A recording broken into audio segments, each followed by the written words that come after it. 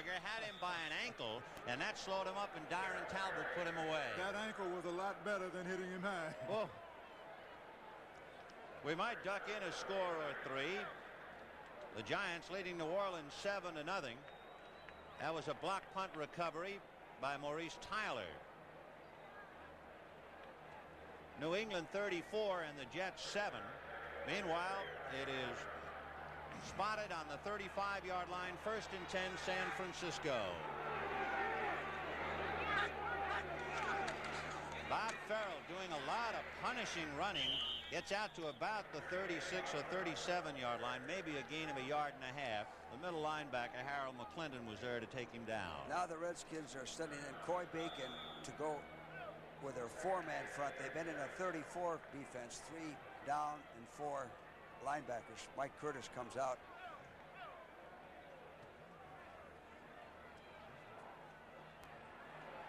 San Francisco trying to recapture its early momentum. 2nd and 8 on the 37. O.J. on a wing, Farrell all along. And Bob Farrell is nailed as he tried to go against the grain. And big Dave Butts, when we say big, we mean it, 6'7", listed at 285. Dave's playing good football. He's going to get better. He'll be an all-pro someday. You said this guy has the greatest muscle mass of any player you've ever known, George? Lean body weight. He has a 42-inch waist, a 19 neck, a 38 sleeve, and a 12.5 7E in width shoe. When we first got him, I thought he had a lot of fat, but we weighed him in water, which is the true body weight, and he's got a lean muscle mass. 3rd and 8 from the 37 for San Francisco. Big play. They're going to keep it going with 2:20 to go to the half. Bob Farrell is grabbed by Darren Talbot and dropped. He picked up a yard or two, but San Francisco now struggling, and it seems as if the momentum has turned, all because of that Kenny Houston interception, which marked the 17th interception of a DeBerg pass so far this year. And that's been the turning point, even though San Francisco is still leading. Player down on the field to stop the clock with 2 minutes and 6 seconds to go to the half. You know what's interesting, Vinny? George pointed out something about great players, and somehow great players make great plays. Kenny Houston and Mike Curtis made the 2 plays that turned this ball game around. There's certain guys, Jim, that are always making big plays, and there are other guys you can analyze their whole career, and you have a difficult time to come up with 1 or 2 big plays. I know exactly what you mean. The player hurt is Randy Cross, 3-year veteran out of UCLA, the center. We have a moment to remind you about the CBS Sports Special next Saturday at 4 p.m. Broadcast live, a 1.5-mile turf race held at the Laurel Race Course in Maryland, the Washington, D.C. International. Waya, the U.S. that won the Man of War Classic. Trillion of France. McDermida of U.S. won 7 grass stakes in '78. Stone, the Italian horse, won 7 out of 12 in the last 2 years. Frère Basile from France lost the French Derby by a nose.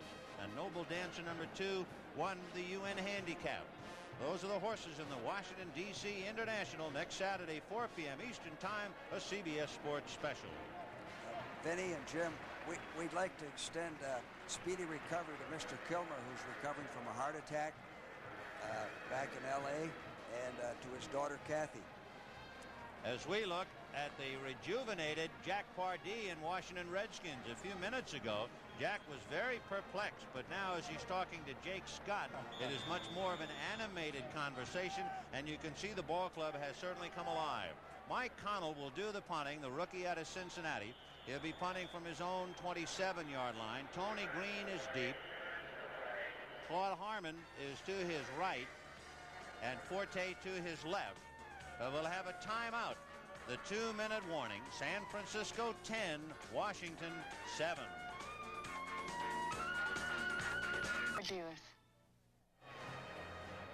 With 2 minutes left to go in the half, this is Vin Scully along with George Allen and Jim Brown from RFK Stadium in Washington. San Francisco jumped out to a 10-0 lead. Kenny Houston intercepted a Steve DeBerg pass. Washington went in for the touchdown to get close, and now San Francisco stymied, and Mike Connell will have to kick. And standing all alone is Tony Green on his own 28-yard line for Washington. block on. Looks like they're going after it. Found a bad snap, and he got it away, but he didn't get it away very far. And he barely got it out at the 40. Well, it's just over the 40. It's about the 42-yard line. Remember, Cross was hurt. Fred Quillen, the other center, made the bad snap. He's a rookie out of Oregon. So the injury to Cross is apparent immediately. Yes, Vinny. He had time. He had time to kick. He was worried. The pressure. He knew they had the punt block on that put pressure on him. Kilmer has great field position now. And with 2 minutes left, he's one of the better quarterbacks in that 2-minute drill. He sure is. Reminiscent of the old Bobby Lane, who used to scare me to death the last 2 minutes. First and 10 on the San Francisco 42. Buggs wide right and Thompson in a slot. Kilmer going up. Hesitates. Grabbed by Archie Reese and is stripped of the ball. And I'm not sure who recovered it. Flag on the play. Reese just took his arms down on a flag on the play. Evidently, Washington recovered the fumble. Ron Saul, number 64, will fall on it. You'll see 78. Archie Reese come in as Kilmer tries to move. Archie will grab him right there. That jerked the ball loose as Webb came over to hit him. You know, Vinny, the interesting thing about Kilmer, if you had to pick out a weakness, this would be his weakness, scrambling. This is a strength of Theismann. Let's hear the call now from Pat Haggerty. Illegal procedure. Offense. Declined. Second down. So it is 2nd and 14 on the San Francisco 46-yard line. A minute and 45 to go to the half. 10-7 San Francisco. San Francisco, as we mentioned earlier, a very poor defensive club, and they're in trouble again. 2nd and 14. Buggs wide right. Thompson left. Haynes a tight end on the right side. The back's release. Kilmer, while being held, falls down. Webb, Jimmy Webb had him by the ankles, and there'll be a flag on the play. On this play, Kilmer couldn't find anybody open. He did the wise thing, not throwing it up for grabs. Like tilting over a statue as Webb held onto him by the ankles. Had him right around the ankles. And there'll be a flag penalty against Washington. And it has been refused. So Washington going backwards on its own. And it is 3rd and 18 from midfield. They're putting good pressure without dogging with the 4 men. 3rd and 18 from the 50. Let's see what Kilmer has in his bag of tricks with a minute and 38 to the half. He sends Buggs right, Thompson left, Haynes the tight end on the right side, Green and Riggins, and the pass is complete to Buggs. And Danny Buggs to the 10, to the 5, touchdown!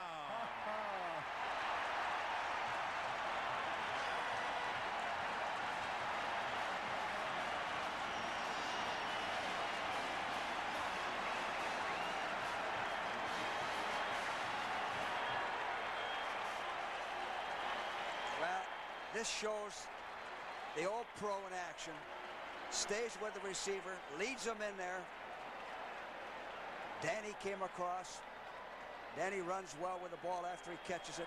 No one's going to catch him. He's a 9-4 sprinter. A 50-yard touchdown pass. Buggs' longest reception prior to today was 63. And that's his 2nd touchdown pass of the year as Mark Mosley kicks it through. And now with 1 minute and 28 seconds, a somewhat dispirited San Francisco exchange of personnel as Washington, down 10-0, has turned it around 14-10. And Washington's Mark Mosley will be kicking off in a moment. Let's take another look at that touchdown pass to Danny Buggs. Well, 3rd and long, they got to throw. Billy sets up, reads the defense, leads them in there. Kind of a wobbly pass. But you know something, Coach? Right It in the doesn't say middle. very much for San Francisco. 5 men are around him. That's right. You don't let them score a touchdown in this situation. That's what your defense is set up to do, prevent the touchdown. Well, there's a reason why they rank last in the NFC. Yes, and if you watch their body language now, you will see an attitude. Well, Danny Billy Bugs. Kilmer really thrilled over his first touchdown pass of the year. Danny Bugs came to the Redskins for $100. The Giants let him go as a free agent. That's right, Danny, a 3-year man out of West Virginia. I wonder why he has those shoes on, though. He likes them. They give him a little support. He's got mud on them or something. Yeah. Boykin, Williams, and Hofer are all deep for San Francisco.